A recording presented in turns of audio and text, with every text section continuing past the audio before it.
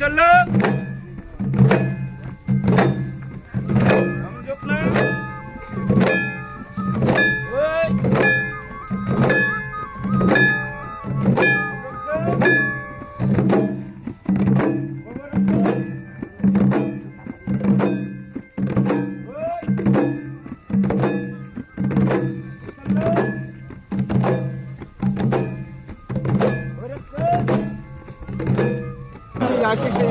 ओए ഞാൻ ഇവൻ്റെ കൂടെ ഈ പുള്ളിയുടെ കൂടെ ഒരു 40 കൊല്ലം മുമ്പ് ഗ്രാമങ്ങളിൽ പോയിട്ടുണ്ട്.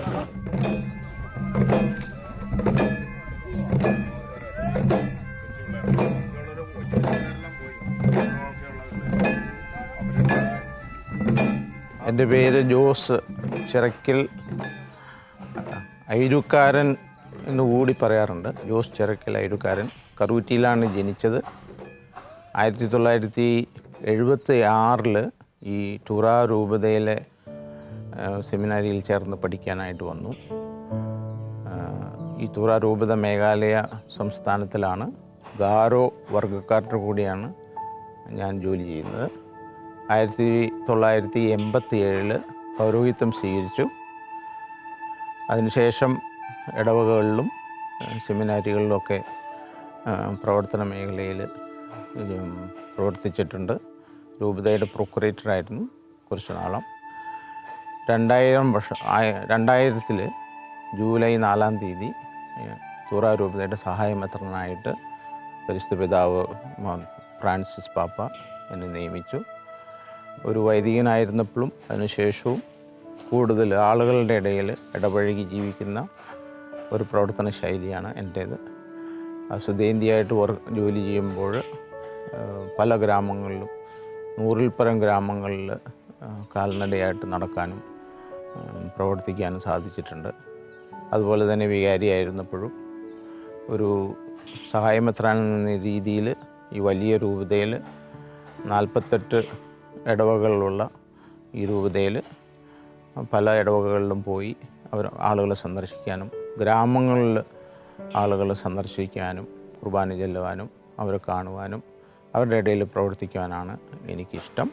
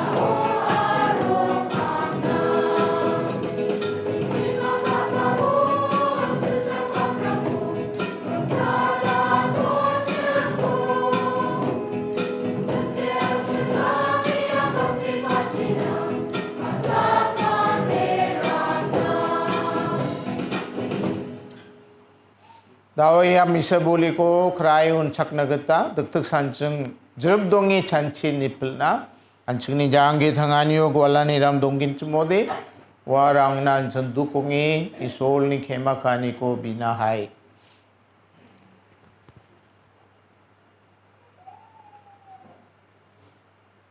야코라이 자부 Mainayan na si Magna onchak na sigpa ang ni Ben o nga.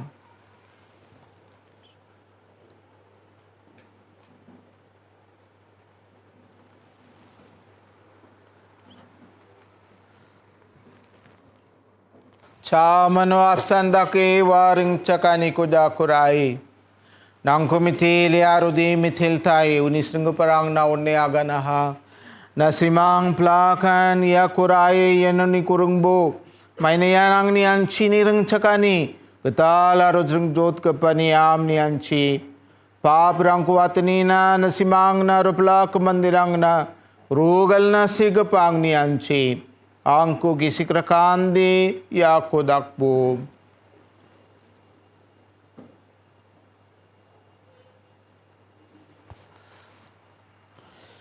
Bebirani ning tuani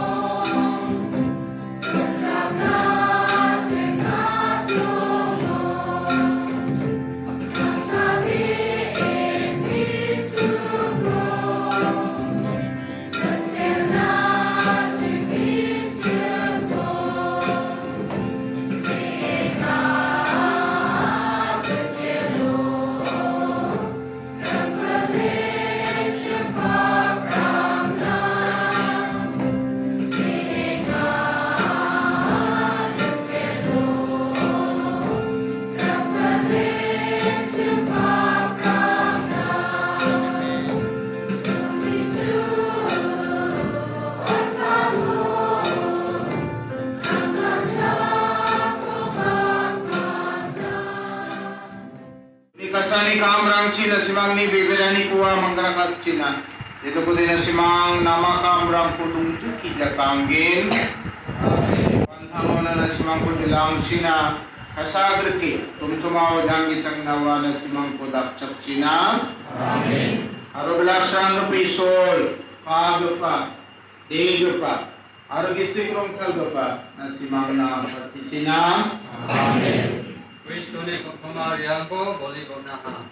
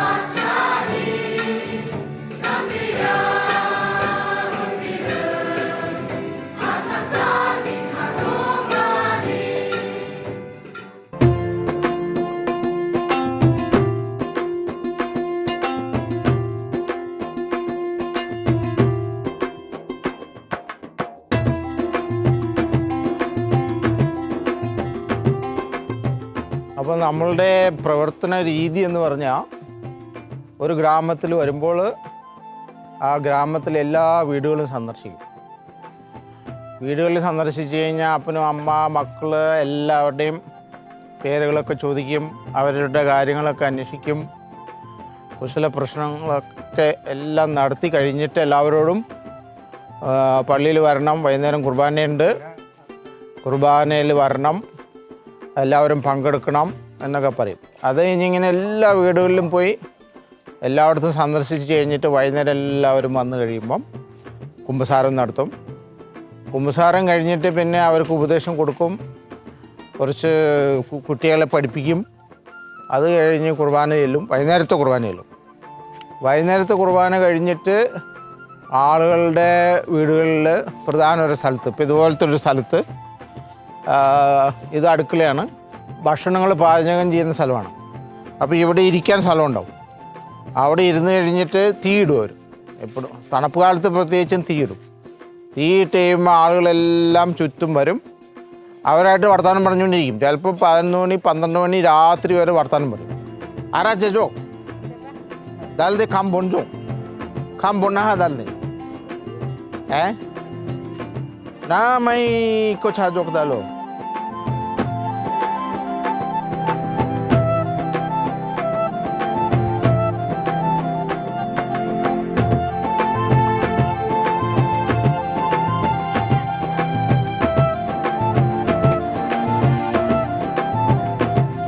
ഈ പണ്ട് കാലത്തെ ഈ വീടെന്ന് പറഞ്ഞാൽ ഭയങ്കര നീളമായിരിക്കും, ഭയങ്കര നീളം.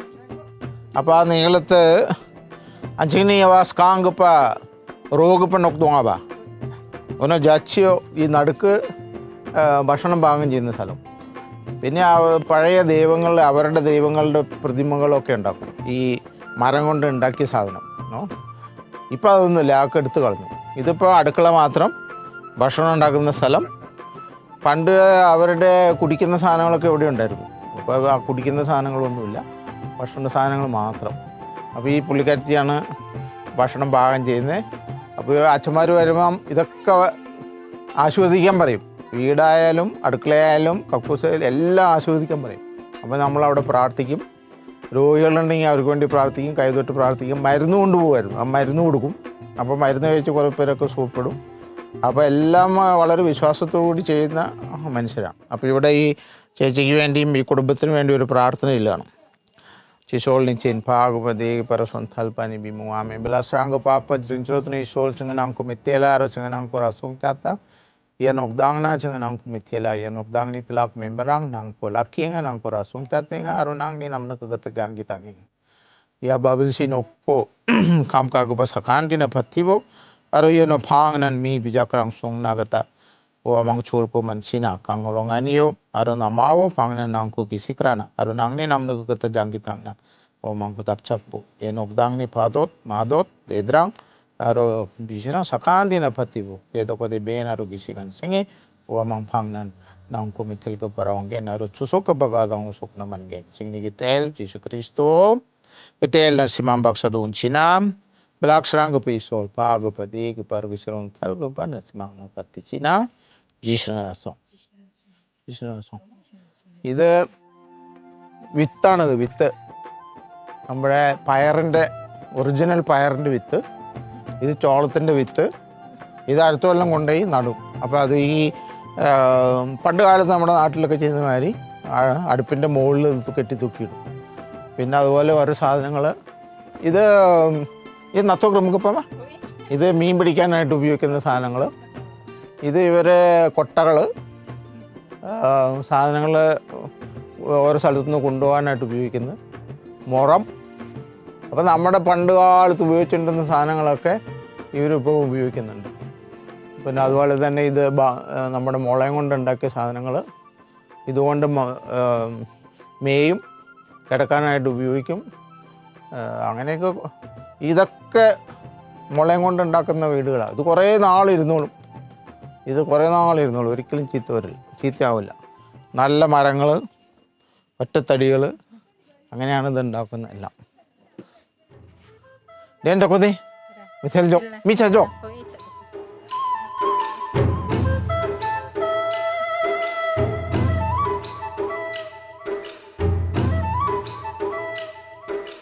അപ്പോൾ ഒരു ഗ്രാമത്തിൽ നമ്മൾ ചെല്ലുമ്പം എല്ലാവരുടെയും വീട്ടിൽ പോകും. ക്രിസ്ത്യാനി ആയില്ലെങ്കിലും കത്തോലിക്കനായാലും പ്രൊട്ടസ്റ്റൻ്റ് ആയാലും എല്ലാവരുടെയും വീട്ടിൽ പോകും. അപ്പോൾ ഈ ഗ്രാമത്തിൽ തന്നെ പണ്ട് ഇവരെല്ലാവരും ക്രിസ്ത്യാനികളല്ലായിരുന്നു. ഇവർ അവരുടെ പഴയ നിയമം അനുസരിച്ചിട്ട് ഒരു അവരുടെ വിശ്വാസം അനുസരിച്ചിട്ട് ബലി അർപ്പിച്ചുകൊണ്ടിരുന്ന സ്ഥലങ്ങളുണ്ടായിരുന്നു. അപ്പോൾ അങ്ങനത്തെ സ്ഥലങ്ങളിൽ അവർ ചിലപ്പം മുട്ട അല്ലെങ്കിൽ കോഴി അല്ലെങ്കിൽ ഭക്ഷണ സാധനങ്ങളൊക്കെ ഇങ്ങനെ കൊടുക്കുമായിരുന്നു, അവരുടെ ദൈവങ്ങൾക്ക് കൊടുക്കുമായിരുന്നു. ഇംഗ്ലീഷിൽ അവരെ ആനിമിസ്റ്റ് എന്ന് പറയുന്നത്. കാരണം അവർ ഹിന്ദുക്കളുടെ മതാചാരമല്ല, വനവർഗ്ഗക്കാരുടെ മതാചാരമാണ്. അപ്പോൾ അവർ മരങ്ങളെ ചിലപ്പം അവർ ആദരിക്കും, മരിച്ചുപോയ കാർന്നന്മാരെ ആദരിക്കും. അപ്പോൾ അവരോടൊക്കെ നമ്മൾ സംസാരിച്ച് കഴിഞ്ഞിട്ടാണ് ക്രിസ്തീയ സഭയെ പറ്റിയും കർത്താവിനെ പറ്റിയൊക്കെ നമ്മൾ പറഞ്ഞ് പതുക്കെ ആ അറിവിൽ വന്നത്. ഈ ഗ്രാമത്തിൽ 1962 ആദ്യമായിട്ട് മമ്മൂസ് മുങ്ങിയത്. അപ്പോൾ അന്ന് മുഴുവനും ഇവർ അവരുടെ രീതിയിൽ ജീവിച്ചുകൊണ്ടിരുന്ന ആളുകളായിരുന്നു. സംസ്കാരം കുറവായിരുന്നു. അവരുടെ രീതി അനുസരിച്ച് മദ്യം ഒത്തിരി കഴിക്കുമായിരുന്നു. മദ്യം എന്ന് പറഞ്ഞു കഴിഞ്ഞാൽ നമ്മുടെ അരിയും കൊണ്ട് ഉണ്ടാക്കിയ ചോറും കൊണ്ട് ഉണ്ടാക്കിയ മദ്യം, അല്ലാതെ ബോട്ടിൽ കിട്ടുന്ന മദ്യമല്ല. അത് അവർ തിളപ്പിച്ച് ഉണ്ടാക്കി അത് കുടിച്ച് സുഖമായിട്ട് ജീവിച്ചുകൊണ്ടിരിക്കുന്ന സമയമാണ്. ക്രിസ്ത്യാനികളായ പിന്നെ അവർ ആ മദ്യം കുടിക്കലൊക്കെ നിർത്തി വീടുകളൊക്കെ അവർ പുതിയ രീതിയിൽ ഉണ്ടാക്കാൻ തുടങ്ങി. പഴയ രീതിയിലുള്ള വീടുകൾ കുറച്ചൊക്കെ അവർ പൊളിച്ചു കളഞ്ഞ്. കാരണം ഈ പഴയ വീടുകളിലൊക്കെ അവരുടെ ദൈവങ്ങളുണ്ടായിരുന്നു. അപ്പോൾ ആ ദൈവങ്ങളുള്ളതുകൊണ്ട് ആ ദൈവങ്ങൾ ക്രിസ്ത്യാനിയാവുമ്പം അവരെ ശപിക്കും എന്നുള്ളൊരു പേടി ഉള്ളതുകൊണ്ട് അതൊക്കെ അവർ പൊളിച്ചു കളയും. പൊളിച്ചു കളഞ്ഞ് പുതിയ രീതിയിലുള്ള വീടുകളുണ്ടാക്കും. അപ്പോൾ അങ്ങനെയാണ് ഇവർ. ഇപ്പോൾ ഈ ഗ്രാമം മുഴുവനും ഒരു 100 ചില്ലാനം കത്തോലിക്ക കുടുംബങ്ങളുണ്ട് ഇപ്പോൾ ഈ ഗ്രാമം മുഴുവനും. അപ്പോൾ അങ്ങനെ ഓരോ ഗ്രാമങ്ങളിലും ഇങ്ങനെ ഈ വൈദികരുടെയും കന്യാസ്ത്രീകളുടെയും ഉപദേശികളുടെയൊക്കെ വരവും അവരെ കാണലും ഒക്കെ കാരണം ഇങ്ങനെ നമ്മുടെ ക്രിസ്തീയ വിശ്വാസത്തിലേക്ക് വന്നതാണ്.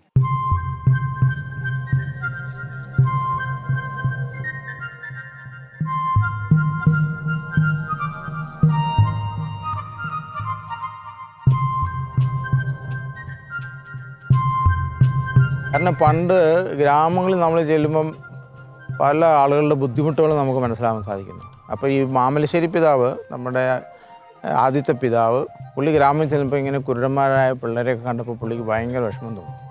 പിന്നെ അതുപോലെ തന്നെ ഒത്തിരി രോഗികൾ, ആശുപത്രിയിൽ എത്താൻ പറ്റാതെ മരിക്കുന്ന രോഗികളെയൊക്കെ കണ്ടു. അത് പ്രസവവേദനയായിട്ട് ആശുപത്രി പോകാൻ പറ്റാതെ അപ്പം തന്നെ ഈ ഡെലിവറിയോടുകൂടി പ്രസവത്തോടു കൂടി മരിക്കുന്ന ആളുകളെയൊക്കെ കണ്ടു. അപ്പോൾ അദ്ദേഹത്തിന് തോന്നി നമുക്ക് ഒരു ഹോസ്പിറ്റലും ഒരു ആശുപത്രിയും പിന്നെ ഈ കുരുടന്മാർക്കും ചെവിയാക്കാൻ പാടില്ലാത്തവർക്കൊക്കെ അവരെ സഹായിക്കാൻ പറ്റിയ ഒരു സ്ഥാപനം വേണം. അതുപോലെ തന്നെ വയസ്സന്മാർക്കും വയസ്സുകൾക്കും ഒക്കെ നോക്കാനായിട്ടൊരു സ്ഥലം. അപ്പോൾ അങ്ങനെ ഒരു 3-4 സ്ഥാപനങ്ങൾ അദ്ദേഹം തുറന്നു. അതിലൊരാളാണ് ഇപ്പം ഈ കുട്ടികളെ പഠിപ്പിക്കാനായിട്ട് Daughters of Saint Francis Sales sisters നടത്തുന്ന ഈ സ്ഥാപനം. അവിടെ കുരുടന്മാരും കേൾക്കാൻ പറ്റാത്തവരും സംസാരിക്കാൻ പറ്റാത്തവരും ഊമകളും ഒക്കെ ഉണ്ട്. അപ്പോൾ അവരെ ഈ സിസ്റ്റേഴ്സ് നോക്കി അന്വേഷിച്ച് ഗ്രാമങ്ങളിൽ നിന്ന് കൊണ്ടുവന്ന് അവരെ പഠിപ്പിക്കും. അപ്പോൾ അവർക്കിപ്പം മറ്റുള്ള കുട്ടികളുടെ കൂടെ ഇരുന്ന് പഠിക്കാൻ സാധിക്കുന്നുണ്ട്. കാരണം അവിടെ മോൺഫോർട്ട് പ്രദേശത്ത് നടത്തുന്ന സ്ഥാപനത്തിൽ അവർക്ക് അതിനുള്ള സാമഗ്രികളൊക്കെ ഉണ്ട്, ബ്രെയിലും മറ്റുള്ള സാധനങ്ങളൊക്കെ ഉണ്ട്. അപ്പോൾ അതെല്ലാം ഉപയോഗിച്ചിട്ട് അവരെ പഠിപ്പിച്ചെടുക്കുന്നുണ്ട്. അതുപോലെ തന്നെ നമ്മുടെ ആശുപത്രി ഇപ്പോൾ ഹോളി ക്രോസ് സിസ്റ്റേഴ്സാണ് ആശുപത്രി നടത്തുന്നത്. അതിനകത്തൊരു 130ഓളം ബെഡുണ്ട്. അപ്പോൾ അവിടെ ഇതുപോലെ തന്നെ ഗ്രാമങ്ങളിൽ ചികിത്സ കിട്ടാത്ത ആളുകൾ വന്ന് നമ്മുടെ ഈ ആശുപത്രിയിൽ ചികിത്സ നേടിയെടുക്കുന്നുണ്ട്. പിന്നെ 2 സ്ഥാപനങ്ങൾ മദർ തെരേസ സിസ്റ്റേഴ്സ് നടത്തുന്നുണ്ട്. ആരും നോക്കാനില്ലാതെ കിടക്കുന്ന വയസ്സന്മാരെയും വയസ്സത്തികളെയും കൊണ്ടുപോകും. അപ്പോൾ ഇവരെല്ലാവരും നമ്മൾ നോക്കുകയും അന്വേഷിക്കുകയും ചെയ്യുന്നതിന് അതിൻ്റെ പ്രധാനപ്പെട്ട ആശയം തന്നെ ഈ ഗ്രാമസന്ദർശനത്തിലൂടെ കിട്ടിയതാണ്. അത് ബിഷപ്പ് മാമലശ്ശേരി പിതാവ് പല സ്ഥലത്തും പോയപ്പം കണ്ട് പുള്ളി വളരെയധികം അവരോടുള്ള ഈ സ്നേഹം കൊണ്ട് പൈസയും സാമ്പത്തികമായിട്ട് വലിയ കഴിവൊന്നും ഇല്ലെങ്കിൽ പോലും ചെറിയ രീതിയിൽ തുടങ്ങി അതിപ്പം നല്ല സ്ഥാപനങ്ങളായിട്ട് പ്രവർത്തിക്കുകയാണ്. അപ്പോൾ അനേകർക്ക് അതുകൊണ്ട് ഗുണമുണ്ടായിട്ടുണ്ട്. നമ്മുടെ ആശുപത്രിയിൽ നിന്നും നമ്മുടെ ഈ മോൺഫോർട്ട് സെൻറ്ററിൽ നിന്നും ഡോട്ടേഴ്സ് ഓഫ് സെയിൻറ്റ് ഫ്രാൻസിസ് സിസ്റ്റേഴ്സിൻ്റെ ഈ സ്ഥാപനത്തിൽ നിന്നും.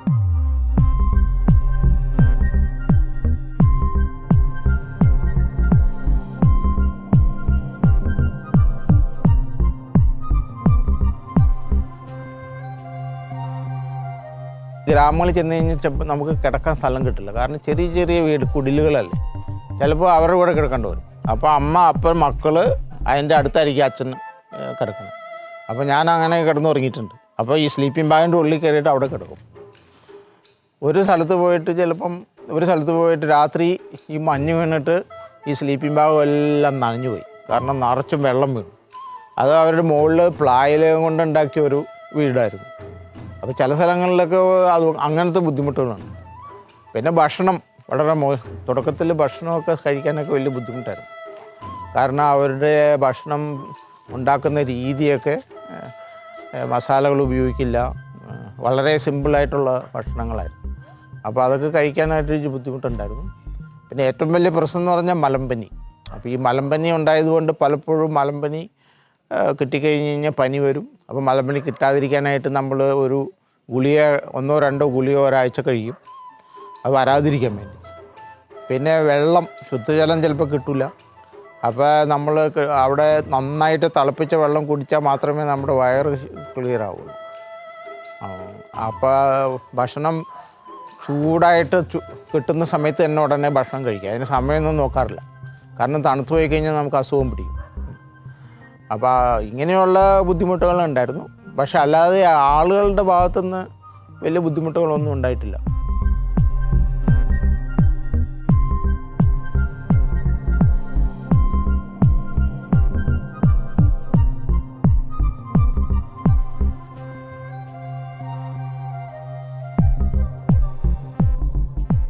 ചില സമയത്ത് വഴിയിൽ പോകുന്ന സമയത്ത് ആനകളുണ്ടായിരുന്നു. ആനകൾ വഴി ബ്ലോക്ക് ചെയ്യും. ഒരു സ്ഥലത്ത് ഞാനിങ്ങനെ രാത്രി പാതിര കുർബാനയ്ക്ക് പോകാൻ നേരത്ത് ആന ബ്ലോക്ക് ചെയ്തു. അപ്പോൾ പോകാൻ പറ്റിയില്ല. കുറേ നേരം അവിടെ നിന്ന് ഇങ്ങനെ വെയിറ്റ് ചെയ്ത് നിൽക്കേണ്ടി വന്നു. അത് കഴിഞ്ഞിട്ട് ഒരു വെളുപ്പായപ്പോഴാണ് ആനകളൊക്കെ പോയത്. അപ്പോൾ പാതിര കുർബാന 2 മണിയൊക്കെ ആയപ്പം പോയി ചെല്ലേണ്ടി വന്നു. ആളുകളൊക്കെ അവിടെ ഉണ്ടായിരുന്നു. പിന്നെ എൻ്റെ ഒരു ഉപദേശിനെ ആന കുത്തി കൊന്നു. ഞാൻ തന്നെ 1-2 പ്രാവശ്യം കഷ്ടിച്ച് രക്ഷപ്പെട്ടു. കാരണം ഒറ്റയാന വന്ന് നമുക്കെതിരായിട്ട് ഇങ്ങനെ ചാർജ് ചെയ്തു വന്നു. അപ്പോൾ നമ്മൾ ഡ്രൈവർ പേടിച്ചു പോയി. ഞാൻ ജീപ്പിലായിരുന്നു. പിന്നെ മോട്ടോർ സൈക്കിളിൽ ഒരിക്കൽ ഞാൻ പോയി ഒരു രാത്രി ഒരു പാതിര കുർബാന കഴിഞ്ഞ് വേറൊരു ഗ്രാമത്തിലേക്ക് പോയ സമയത്ത് സഹായത്തിന് എൻ്റെ കൂടെ ഒരാളെ പുറകിൽ കയറ്റിയിരുത്തി. കുറേ കഴിഞ്ഞ് കഴിയുമ്പോൾ പുള്ളിക്കാരൻ പേടിച്ചിട്ട് എന്നോട് പറയാതെ ഇറങ്ങിപ്പോയി കളഞ്ഞു. അപ്പോൾ വഴിയിൽ ആനയായതുകൊണ്ട് പുള്ളി പേടിച്ചു പോയി. പക്ഷേ ഞാൻ ദൈവത്തിൽ വിശ്വസിച്ച് പ്രാർത്ഥനയൊക്കെ ചൊല്ലി അങ്ങോട്ട് പോയി ഒരു കുഴപ്പമില്ലാതെ ചേർന്ന് കുർബാനയെല്ലാം സാധിച്ചു. അപ്പോൾ അന്നൊക്കെ ഇങ്ങനെ എല്ലാ മിഷണറിമാരും ഭയങ്കരമായിട്ട് ബുദ്ധിമുട്ടി ഓരോ സ്ഥലങ്ങളിലും ഓരോ സ്ഥലത്ത് എത്തിപ്പെടാനുള്ള ബുദ്ധിമുട്ടുകൾ, ആളുകളായിട്ട് ഇടപഴകുമ്പോൾ അവരുടെ ബുദ്ധിമുട്ട് അറിയുമ്പോഴുള്ളൊരു വിഷമം. ഇപ്പോൾ തീരെ പാവപ്പെട്ടവരായതുകൊണ്ട് അവർക്ക് ഭക്ഷണമില്ല, പിള്ളേരെ പഠിപ്പിക്കാൻ പറ്റുന്നില്ല, വളരെ ബുദ്ധിമുട്ടുള്ള ജീവിത രീതിയിൽ അവരൊക്കെ നമുക്ക് എന്ത് ചെയ്യാൻ സാധിക്കും എന്നുള്ളൊരു വിഷമം. പക്ഷെ പൊതുവേ വളരെ സന്തോഷകരമായ ഒരു ജീവിതമാണ്. നമുക്ക് ദുഃഖിക്കാനായിട്ടൊന്നുമില്ല. ദൈവാനുഗ്രഹം ധാരാളമായിട്ടുണ്ടായിട്ടുണ്ട്. സഭ വളരെയധികം വളർന്നു. ഒത്തിരി വിശ്വാസ ചൈതന്യത്തിലെ ആളുകൾ മുന്നോട്ട് പോവുകയാണ്. അപ്പോൾ അതൊക്കെ ദൈവത്തിൻ്റെ വലിയ അനുഗ്രഹമാണ്.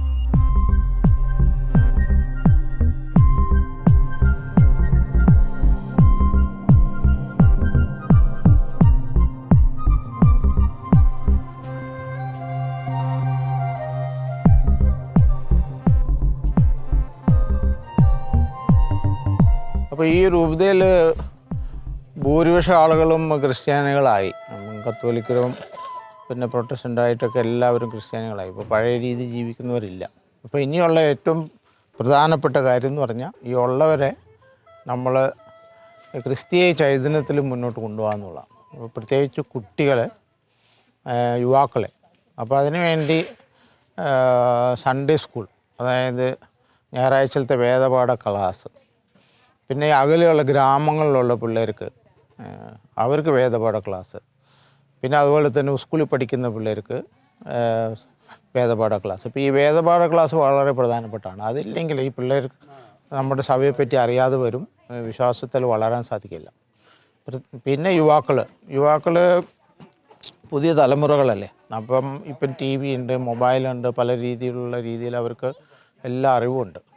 അപ്പം ചില കാര്യങ്ങളൊക്കെ അവർക്ക് സ്വീകാര്യമായിട്ട് തോന്നാൻ സാധ്യതയില്ല. അപ്പോൾ പഴയ രീതിയിലുള്ള ജീവിത രീതികളൊന്നും ആയിരിക്കില്ല. പണ്ടൊക്കെ 10 കിലോമീറ്ററൊക്കെ നടന്ന് പള്ളിയിൽ പോകാനായിട്ട് യാതൊരു മടുപ്പില്ലായിരുന്നു. ഇപ്പം അങ്ങനെ നടന്നു പോകാനൊക്കെ ബുദ്ധിമുട്ടായിരിക്കും. അപ്പോൾ അതുകൊണ്ട് പതുക്കെ അവർ സഭയിൽ നിന്ന് അകലാനുള്ള സാധ്യതയുണ്ട്. അപ്പോൾ അവരുടെ യുവജനങ്ങൾക്ക് വേണ്ടി നമ്മൾ ഒത്തിരി കാര്യം ചെയ്യുന്നുണ്ട്. അപ്പോൾ അതിനുവേണ്ടി നമുക്കൊരു യുവജനത്തിൻ്റെ ഇൻചാർജായിട്ടുള്ള ഒരു അച്ഛനുണ്ട്, യൂത്ത് ഡയറക്ടറുണ്ട്.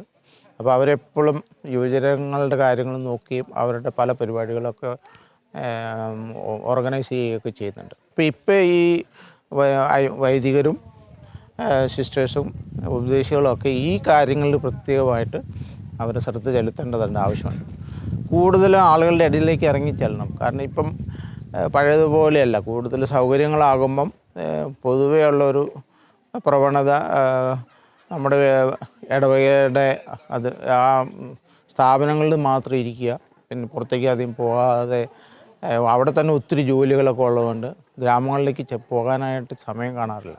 അപ്പോൾ ഈ ഗ്രാമങ്ങളിൽ ചെല്ലുന്നതോടുമാണ് ആളുകൾക്ക് കൂടുതൽ തീക്ഷ്ണത ഉണ്ടാവുള്ളൂ. അപ്പോൾ അതുകൊണ്ട് എല്ലാവരും തന്നെ ഗ്രാമങ്ങളിൽ പോയി അവരെ സന്ദർശിക്കുകയും അവരുടെ കാര്യങ്ങൾ ആരായുകയും അവിടെ കുർബാനയും അവിടെ പ്രാർത്ഥന യോഗങ്ങളൊക്കെ ചെയ്താൽ മാത്രമേ എല്ലാവരും വിശ്വാസത്തിൽ കൂടുതൽ തീക്ഷ്ണതയോടുകൂടി ജീവിക്കാൻ സാധിക്കുകയുള്ളൂ. അപ്പോൾ അതാണ് ഈ പുതിയ ആളുകളോട് ഞാൻ എപ്പോഴും പറയാറുള്ളത്. ഇപ്പം അച്ഛന്മാരായാലും കന്യാസ്ത്രീകളായാലും ബ്രദേഴ്സായാലും ഉപദേശികളായാലും പിന്നെ ചെറുപ്പക്കാരോടൊക്കെ പറയുന്നത് എന്തായാലും ഒരിക്കലും നമ്മുടെ വിശ്വാസത്തെ വിട്ടു പോകരുത്. പല പല പ്രലോഭനങ്ങളുണ്ടാകാൻ സാധ്യതയുണ്ട്. പക്ഷെ അങ്ങനെ നമ്മുടെ വിശ്വാസത്തെ കളഞ്ഞിട്ട് മറ്റു മതത്തിൽ ചേരുകയോ വിവാഹത്തിൻ്റെ സമയത്തോ അല്ലാതെയോ നമ്മുടെ വിശ്വാസത്തെ ഉപേക്ഷിക്കുകയോ ചെയ്യരുത്. കർത്താവ് നമ്മളെ പഠിപ്പിച്ചിരിക്കുന്ന ആ രീതിയിൽ മുന്നോട്ട് പോകാനായിട്ട് ശ്രമിക്കണം. പിന്നെ നല്ല നിലയിൽ എത്തിയാലും ഇപ്പം നല്ല ജോലി കിട്ടിയാലും പൈസ സമ്പാദിച്ചാലും നമ്മളുടെ വേരുകൾ മറക്കാതെ എപ്പോഴും ക്രിസ്തീയ ചൈതന്യത്തിൽ നല്ല കാര്യങ്ങൾ ചെയ്ത് മുന്നോട്ട് പോകാനായിട്ട് പറയുകയാണ്. അപ്പം ആ നല്ല ഒരു ജീവിത രീതിയാണ് നമ്മളെപ്പോഴും അവരോട് പറഞ്ഞു കൊടുക്കുന്നത്. അപ്പോൾ ആ രീതിയിൽ പോകാനായിട്ട് അവർ ശ്രമിക്കുന്നുണ്ട്. അപ്പം നമ്മൾ കൂടുതൽ അവരായിട്ട് ഇടപഴകുമ്പോൾ അവർക്ക് കൂടുതൽ നമ്മളും വിശ്വാസം ഉണ്ടാകും, നമുക്ക് അവരോടും പറയാനുള്ള സാഹചര്യങ്ങളുണ്ടാവും. പക്ഷെ നമ്മൾ ഇടപഴകാൻ സാധിച്ചില്ലെങ്കിൽ, അവരെ കണ്ടുമുട്ടിയില്ലെങ്കിൽ ഒന്നും പറയാൻ സാധിക്കില്ല. അപ്പോൾ ഇങ്ങനെയുള്ള ഗ്രാമ സന്ദർശനങ്ങളും ആളുകളായിട്ട് പരിചയപ്പെടുമ്പോഴും ഒക്കെ എപ്പോഴും നമുക്ക് അങ്ങനെ അവരോട് പറയാൻ സാധിക്കുന്നുണ്ട്. പിന്നെ ബിഷപ്പ് ഹൗസ് ആണെങ്കിലും മെത്രാൻ്റെ മന്ദിരമാണെങ്കിലും വീടാണെങ്കിലും എപ്പോഴും ആളുകൾക്ക് തുറന്നിട്ടിരിക്കുക. അപ്പോൾ അപ്പോയിൻമെൻ്റ് എടുക്കാതെ തന്നെ ആളുകൾ എപ്പോഴും വരും. അവർ വളരെ ഫ്രീ ആയിട്ട് വന്ന് കണ്ട് സംസാരിക്കാനും സമയം ചെലവഴിക്കാനും ഒക്കെ നമ്മൾ സന്നദ്ധരാണ്. അപ്പോൾ അങ്ങനെയൊക്കെയാണ് നമുക്ക് മിഷൻ പ്രവർത്തനം നടത്താൻ പറ്റുള്ളൂ. പ്രത്യേക ഒരു ചട്ടക്കൂടിൽ നിന്നുകൊണ്ട് നമുക്കൊന്നും ചെയ്യാനായിട്ട് സാധിക്കുകയില്ല.